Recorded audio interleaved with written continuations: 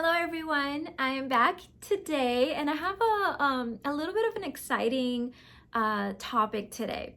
So this is a topic that came up recently in my own home because my oldest son is turning 16 in a couple of months, and he's at that age where he has a lot of interesting questions and is wanting to learn about relationships and love and marriage.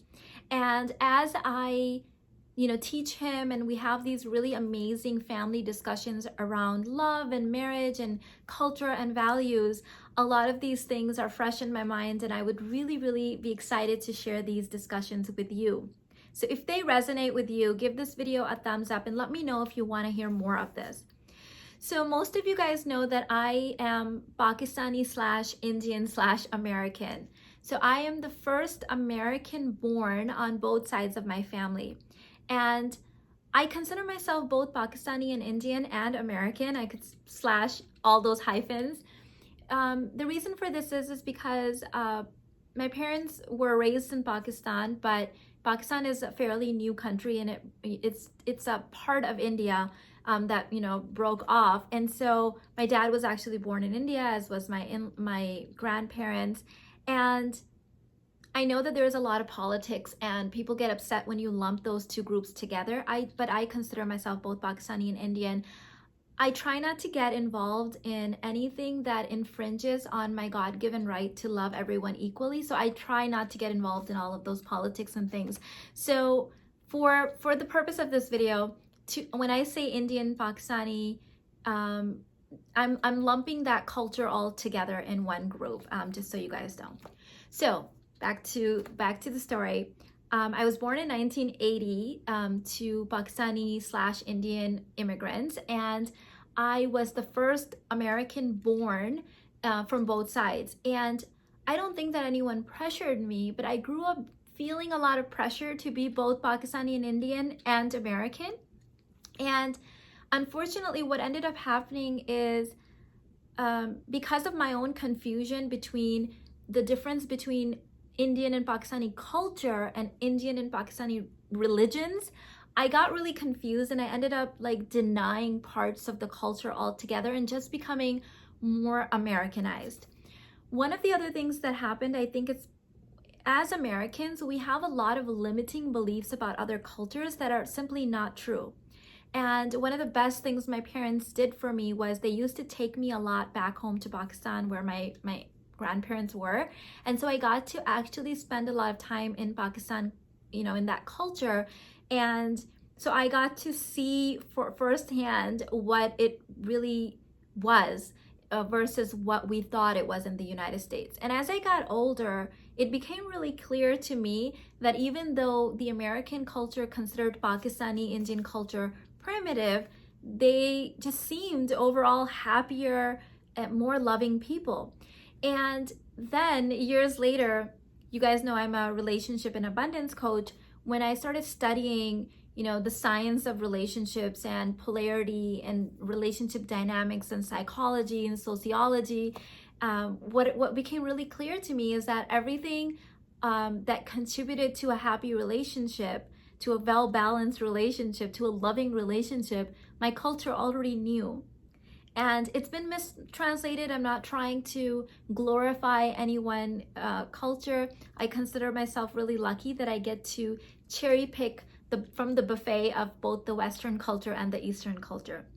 So I want to talk to some points here that I've been discussing in my family a lot with my son, and let me know what you think.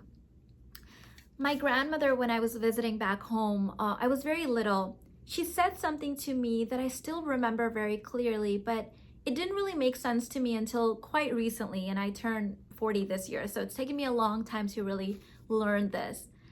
She said that love was not something that happened. Love was something that was cultivated. And I was very young, but I asked her, well, how is it cultivated?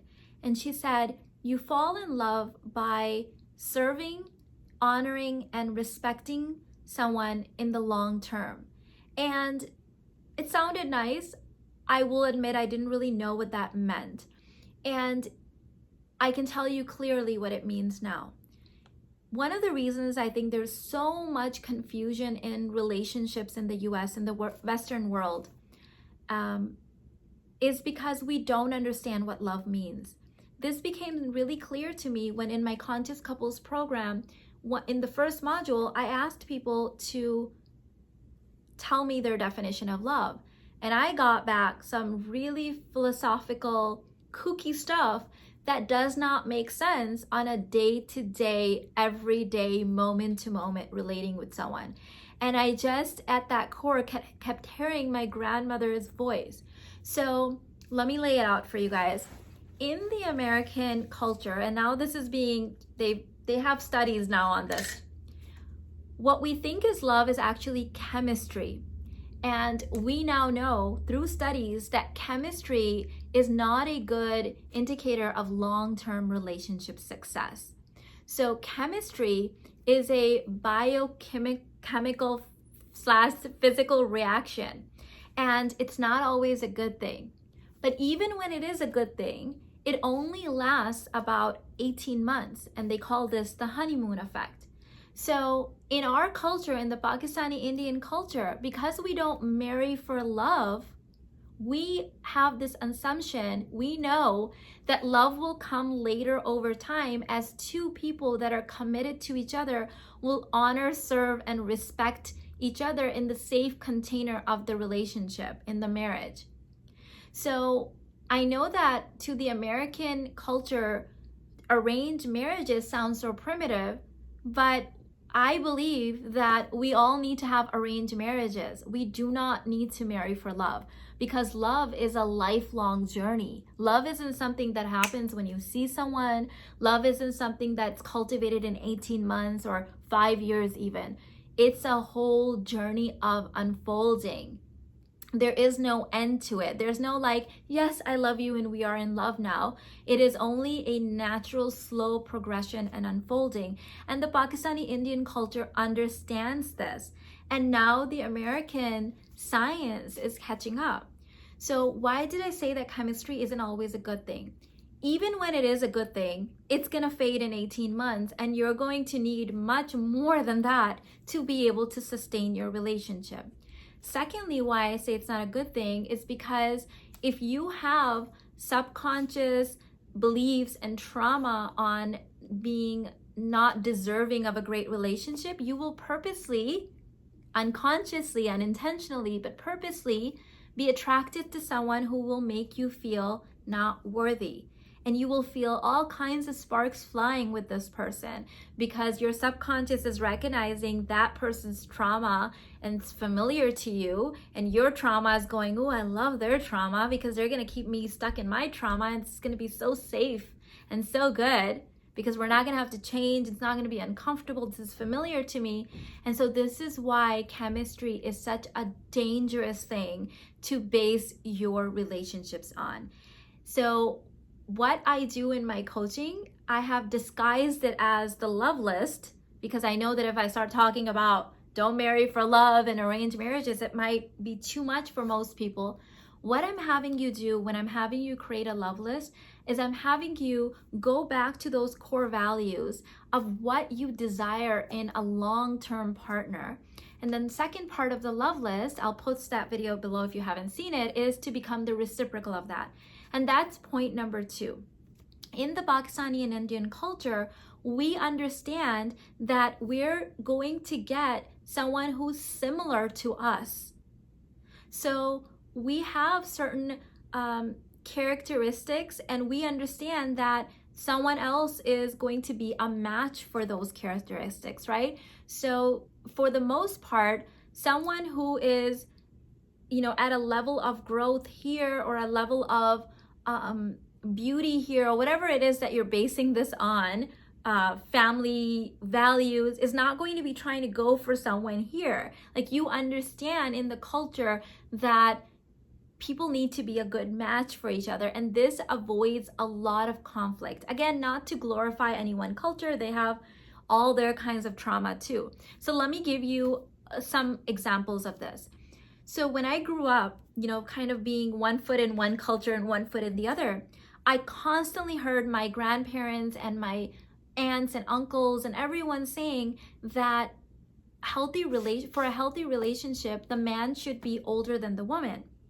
Now, this is not common in the United States, but I grew up around hearing this and I became very curious. So I started asking my grandparents, my aunts and uncles, why are all the men in our family and in the culture older than the women?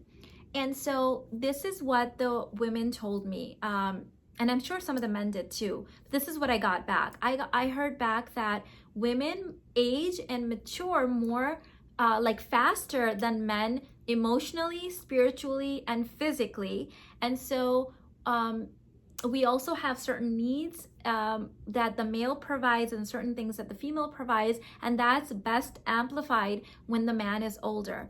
Now, what's happened is women that are more assimilated, like Pakistani Indian women that live here, we think that this is a negative, that the man is older and he's more serious or he's blah, blah, blah, he's boring, right? But actually, this is such a huge advantage.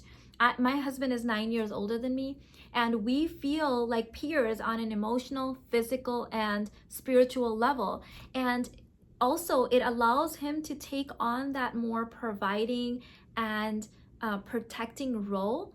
And it allows me to kind of surrender more because he is older and much more established and wiser and more grounded. He's also a great mentor to me that I may not have had if I had married someone closer to my age. And I know that this is a very triggering topic in the US because we believe that, you know, we should be able to marry whoever we want in whatever age. And of course, you have that right.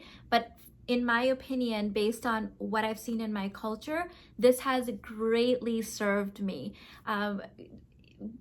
for so many things. It's so much easier to create polarity when we're following those traditional roles. And this brings me to point number 3. Point number 3 is that the current system of equality in the American relationships, it defies all evolutionary human history. It defies all logic and it defies all psychological systems. And so therefore it doesn't work because it's so confusing. Whereas in the Pakistani Indian communities, again, there's issues there because of the wounded feminine and things like that, which we can talk about in another video if you guys are interested. But we still have fairly traditional roles, and so it's so much easier to create a balanced and harmonious relationship. It's also easier to create romance. The reason that romance is so much more confusing in the American culture, and again, I have had my entire life a foot in each culture. Growing up in the American culture, I had a very twisted view of what romance is supposed to be like. It was based on a collection of Hollywood, Bollywood, and Disney, and you know, all this and Valentine's Day and all this like stuff. But what I have learned is Pakistani and Indian men, Middle Eastern men, Asian men, because their romance is based on years and years of collective like polarity and like natural human tendencies in the male brain, it's actually closer to how romance feels and is enjoyed. So for example, in the American culture, we may get upset at our men for not celebrating Valentine's Day perfectly or not bringing us flowers, which are all kind of like cultural things that we have enforced, right? But in the Pakistani Indian culture, romance is based on our true evolution, our true male-female differences and dynamics.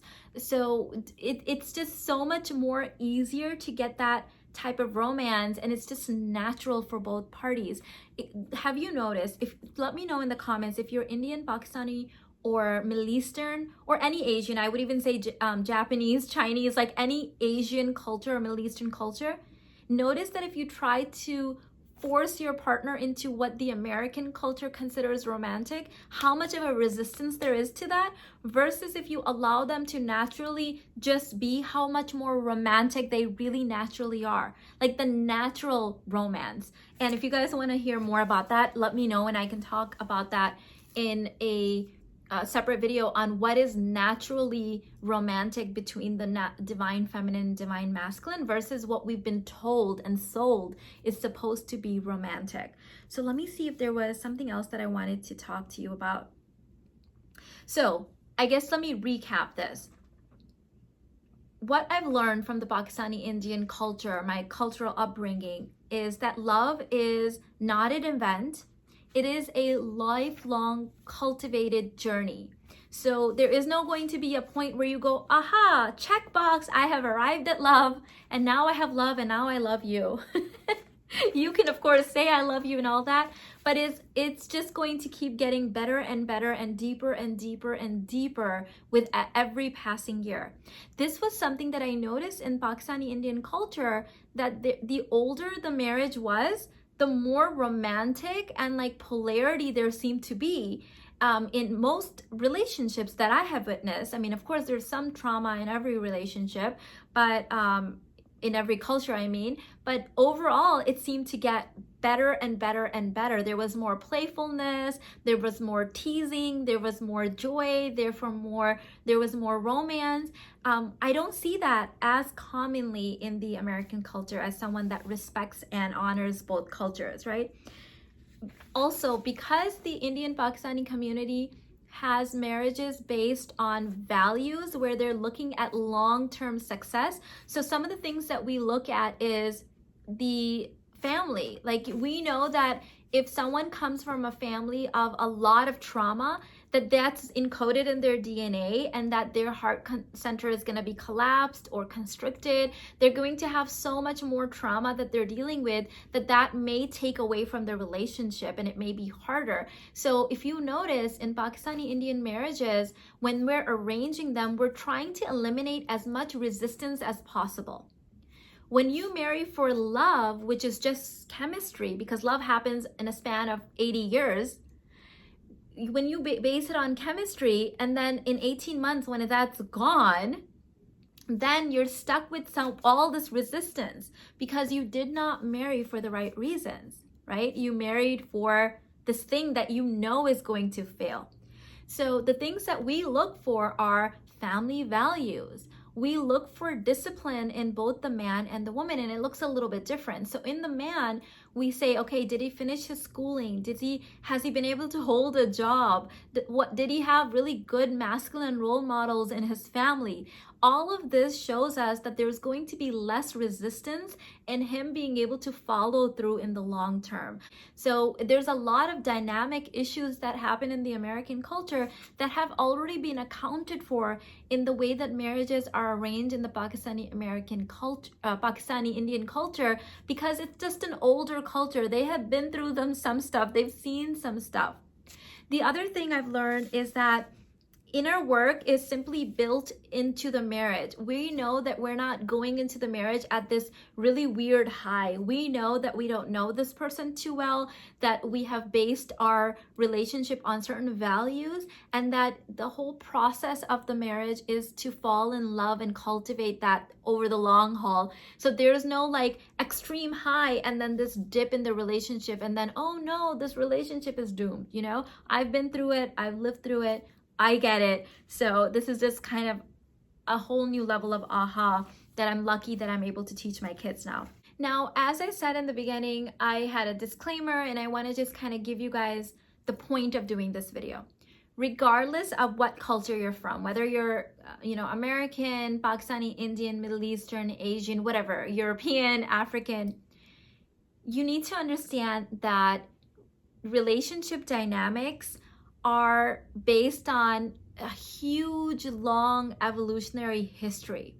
Just because we have fought certain gender wars and won them and we're equals now does not mean that we can, that our brain can just catch up to years and years and millions of years of evolutionary history. A lot of the cultures that we may consider primitive, no, they have been on that pendulum swing and have found that sweet spot. And I'm not saying it's perfect. Of course, nothing is perfect. Life is a journey. It's an evolution. It's a cultivation. But be careful who you think is primitive and who isn't. I grew up in the US thinking Pakistani Indian culture was so backwards and so primitive, only to learn that they knew their stuff and they have been through it and lived through it, and that we were primitive, right? The other thing is the whole myth of equality, right? So I thought that we had been fighting this war so women can become equals to men.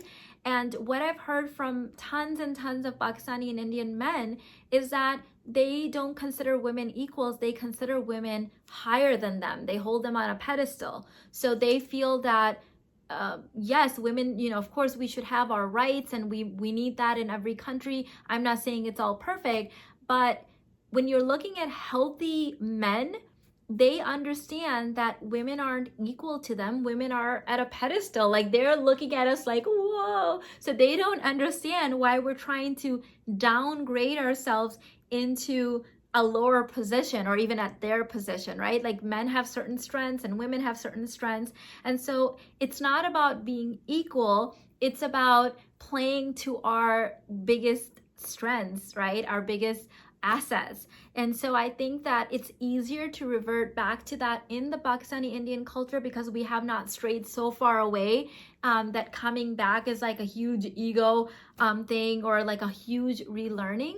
Of course, there's room for improvement in all cultures. That's the whole point. A marriage is not this perfect thing that we arrive at. It's a whole journey and unfolding and beautiful cultivation of love over the long haul. I have several programs. I have one-on-one coaching. If you guys are interested, I can support you. I do think that I have this really unique perspective where I understand the Western world. I was born and raised here, but I also very intimately understand other cultures because of being bilingual, bicultural, and having worked with women of all cultures.